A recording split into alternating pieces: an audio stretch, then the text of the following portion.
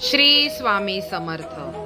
कधी विचार केलाय का आपण कित्येक वेळा आपल्या कुणासाठी काही बोलतच नाही, पण त्यांच्या चेहऱ्यावर हसू यावं म्हणून आपण बरंच काही गमावत असतो.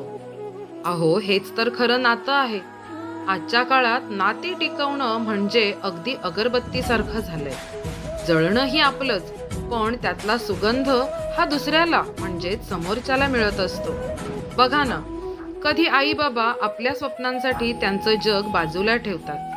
कधी एखादा मित्र आपली चूक झाकून स्वतः अपयशी होतो आणि कधी एखादी बहीण भावाच्याही नकळत आपलं दुःख लपवत असते. हे सगळं जळणंच आहे, नाही का? पण त्यातून पसरलेला तो सुगंध, तेच तर खरं प्रेम आहे, त्याग आहे, खरं नातं आहे. पण हल्ली लोक फक्त सुगंध घेतात, परंतु सुगंध देणाऱ्याचा कोणी विचारच करत नाही. म्हणूनच स्वामी सांगतात, नातं टिकवायचं असेल तर त्याग करावा लागतो. स्वतः जळून दुसऱ्याच्या आयुष्यात आनंद देणं, पसरवणं, हेच तर खरं नातं आहे. स्वतः जळणं हे खरंच दुःखदच असतं, पण त्या सुगंधातून जर कुणाचं जीवन सुखावत असेल तर तो त्यागही पुण्यस्वरूप ठरतो, नाही का?